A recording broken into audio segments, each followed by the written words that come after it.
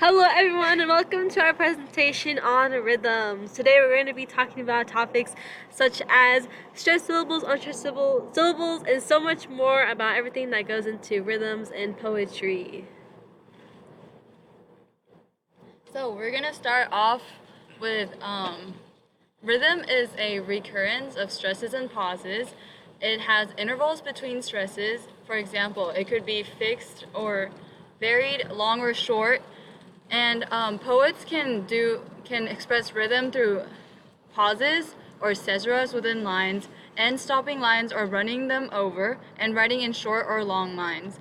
Rhythm itself cannot convey meaning, but if a poet's words have meaning, their rhythm always is one with it. So, for example, a poem by Gwendolyn Brooks, We Real Cool, the pool players, seven at the Golden Shovel. We real cool. We left school. We lurk late. We strike straight. We sing sin. We thin gin. We jazz June. We die soon. So in this poem, it is really clear the rhythm is very choppy, emphasizing the author's theme in this poem. Now, going on to stresses and pauses. But we're first going to define a syllable, which is a very small unit of speech sound. Every word we use are made up of typically one or two syllables, but can be more. So, each English word carries at least one stress except for the articles a, and, the conjunction and one-syllable prepositions. A rhythm is produced by a series of recurrences, as we stated before. Stresses and pauses are part of the sound of the poem when read out loud. A stress syllable or an accent is when you give a syllable a greater force in speaking than giving to another.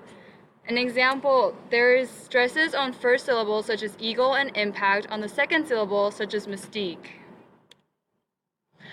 Now going on to unstressed syllables. An unstressed syllable or slack syllable can direct our attention to what the poet means. For example, in a line containing few stresses and a great many unstressed syllables, there can be an effect not of power and force, but of hesitation and uncertainty, as you can see from the example.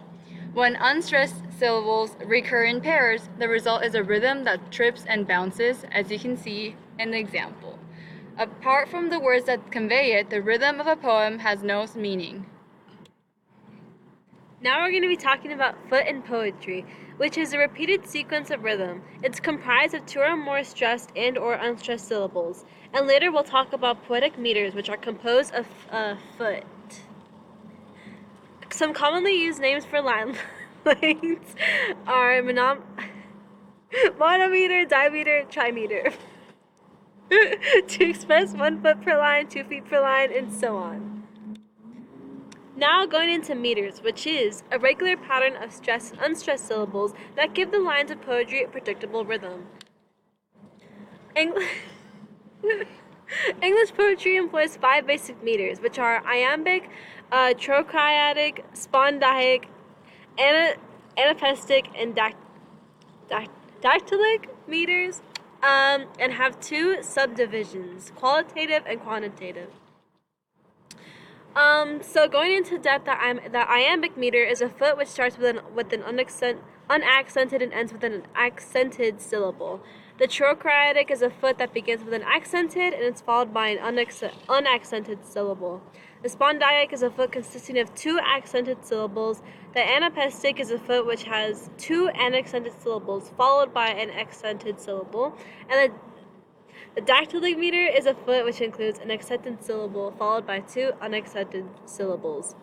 And here you can see the types of foot that we just discussed and their patterns on the right. Now moving on to meters in context. There are rising meters and falling meters. The rising meter is an iambic and anapestic meters are called rising meters because their movement rises from an unstressed syllable or syllables to stress.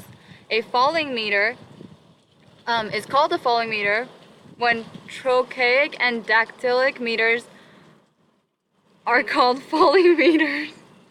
Since they use strong stress followed by one or more weak stresses and so creates a falling sense to a poem.